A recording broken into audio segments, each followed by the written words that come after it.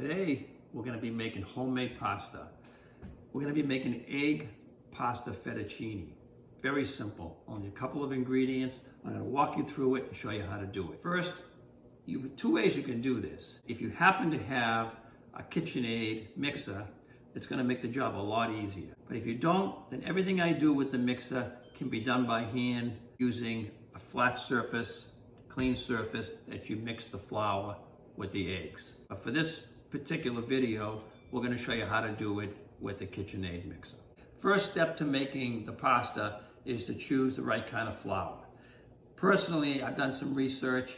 I find the most nutritious, delicious, whole wheat, but very light flour to use is from a local bakery from this area who is in conjunction with small farms in Maine. They actually grind their own wheat flour right in Lynn. I use this brand here, it's called One Mighty Mill.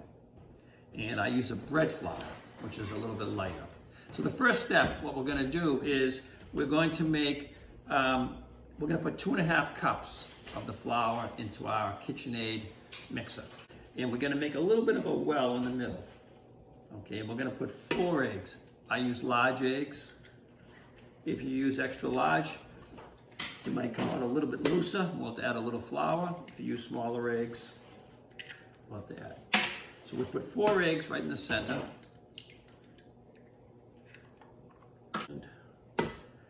Now again, if you're gonna do this by hand, you would have this flour sitting in the middle of a clean counter. You'd put your 4 eggs in the middle, and the rest of it you're gonna be doing by hand. You're gonna mix it. I'm taking the easy route, and I'm gonna use a KitchenAid mixer. Okay, first step is we're gonna put it in our KitchenAid, and you notice I have the eggs right in the middle. And what's gonna happen is we have to get this flour to incorporate all of the eggs, okay, and become a ball, very smooth ball. One of the things I like to do is I add about 2 tablespoons of warm water. There's 1, just to give it a little extra moisture. And then as it's going around, I just kind of scrape the sides a little bit to incorporate the flour and the eggs. This thing has to go for a good 5 or 6 minutes. And is at that point there, we're gonna take a look at it. We're gonna notice if it's too dry, it'll be crumbly. If it's too wet, it's gonna be too sticky. And then we're gonna be able to adjust it with the flour and the water. When you put your flour and eggs in the mixer, I should have mentioned that the machine should be on the lowest speed. As you notice, we're mixing this, and it's a little bit crumbly, which is not unusual. You never really know how it's going to mix out. So what I tend to do at this stage, and it's been about 3 or 4 minutes of mixing, I tend to get some warm water, and little by little, I add in a tiny bit at a time, and watch how it begins to incorporate more of the flour.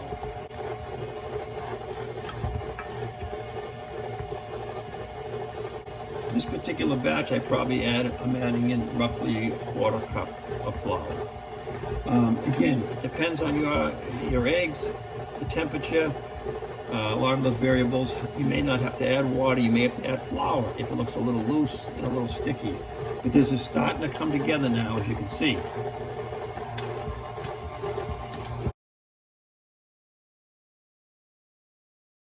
So this has been going now for about 5 or 6 minutes, and you'll notice, since I added a little bit of warm water, it's kind of coming together and it's kind of binding, and you can see the surface is fairly smooth. And right about now is the time we'll take this out and we'll move on to the next step. You can see this ball, it's beautiful. It's not sticky, and it's fairly firm. I'm gonna get this little bit of flour on this ball, shape it like a loaf, okay, like this. And then we're gonna wrap it up in some saran wrap just for about 20 minutes.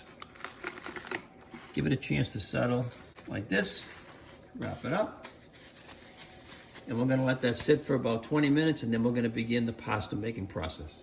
So now here we are. The next step is to actually make the pasta from our dough. So this has been sitting for about 20 minutes. So what I do is this, is we're gonna cut it in half, and we're gonna cut it in halves again. So we have 4 pretty close sections, okay? What we're gonna do is take each section one at a time, sprinkle some flour on the counter, get this thing nice and floured up. We're gonna press it down into a shape.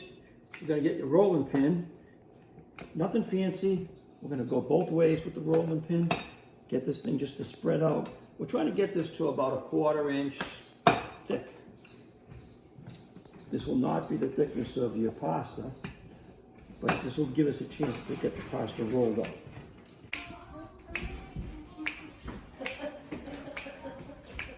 We're going to begin the next section. We're going to get this thin for the pasta, for the fettuccine. We're going to do it a little different, okay? We're going to buy this machine right here, which is very inexpensive.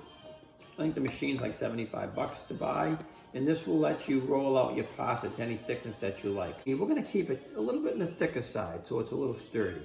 So you'll notice on the pasta machine, there's settings, 1, 2, 3, all the way up to like 6 or 7. We're going to go one at a time, each setting, 1, 2, 3, up to 4, and then we're going to stop. And we're going to show you how that's going to look. So you're going to get your pasta, and what I like to do is square off the ends, just like that. You lose a little bit of dough, you square off the ends, make it a little easier, all right? And we're going to put in one of the ends into the pasta machine, and we're going to roll it, and we're going to catch it.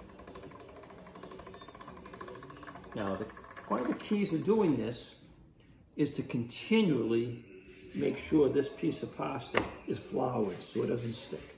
Okay, so now we did setting 1, we're going to go to setting 2. Okay. And again, we're going to roll it through, catch it, and you'll notice what's happening. It's getting thinner and longer. Okay, getting the flour, looks good. We're going to go to 3. Now, some people like to fold it, put it back through, and I don't really think we need to do that for this. You notice how this is coming out longer and longer?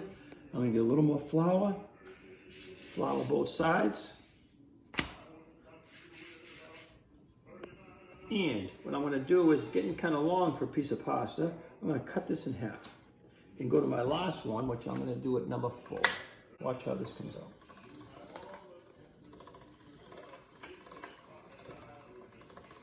And there you go.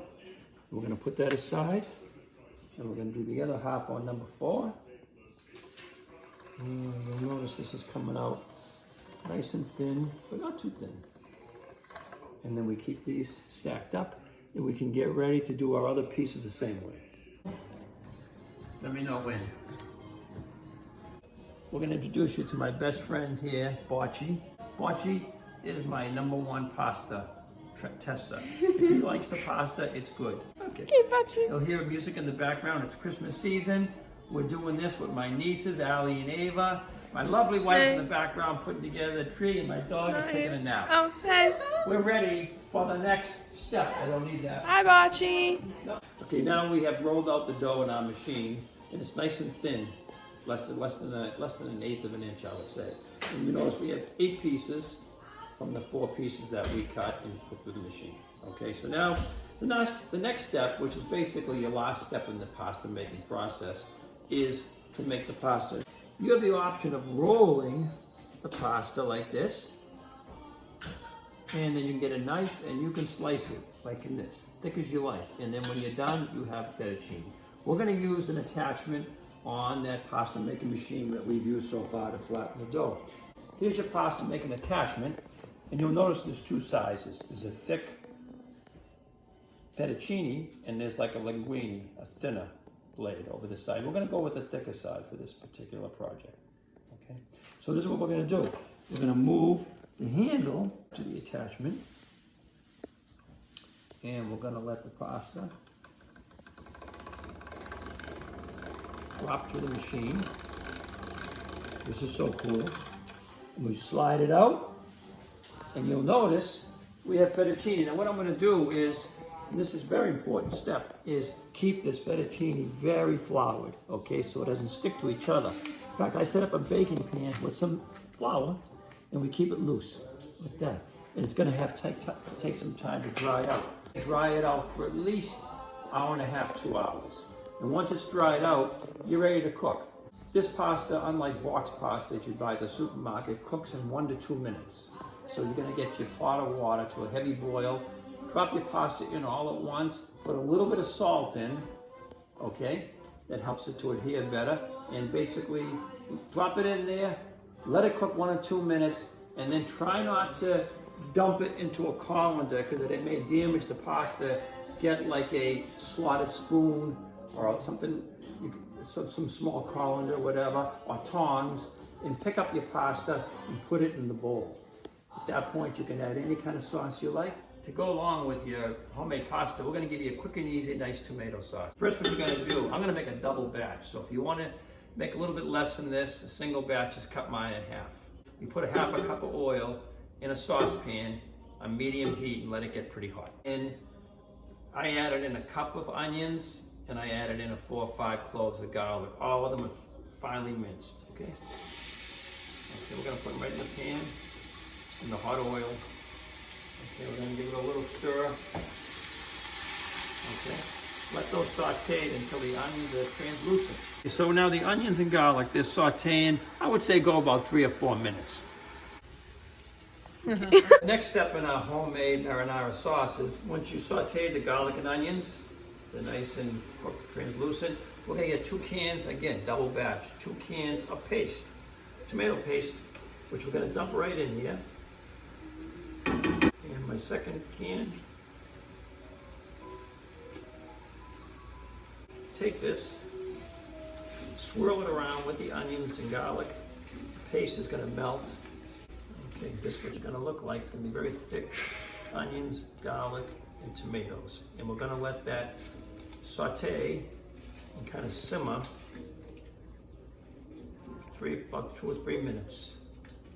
One of the last steps in doing this simple marinara sauce is to add the tomatoes. We don't use crushed, I use whole tomatoes. So I use some good tomatoes, some organic whole tomatoes that I buy, and I dump them right in here. And I'm using 4 cans. Again, I doubled the batch because I'm making it for a lot of people tonight. You may want to do a single batch, and everything will be cut in half. And really, there's no spices added at this point. And what's going to happen now is, I'm going to mix this all together. So you get your paste, your tomatoes, your garlic, and your onions so far, okay? And you can see what we're doing. We're going to let this simmer for about 30 minutes. After it's done simmering, we're going to use an immersion blender, or you can use just a home blender and dump it in there. And we're going to get this thing all pureed and then ready to be seasoned. So now if you take a look in here, you can see the whole tomatoes. They've been simmering in here for about a ½ an hour with the onions and the garlic. And we haven't really added any spices yet. What we're going to do is we're going to use what they call an immersion blender. And you're going to see what's going to happen here. We're going to put this in here. What we're going to do is get all these tomatoes to puree.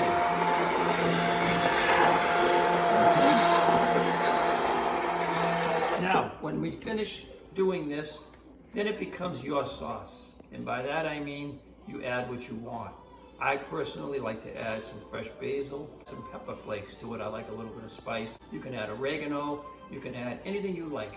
The sauce will be yours. But right now, we're going to puree the sauce and we're going to get it ready to cook the pasta.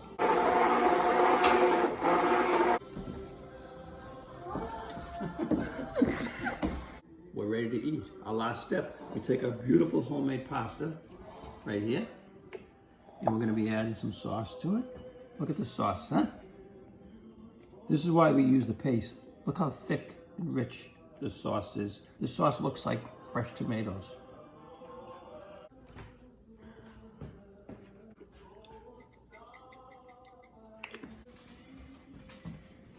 And you're ready to eat.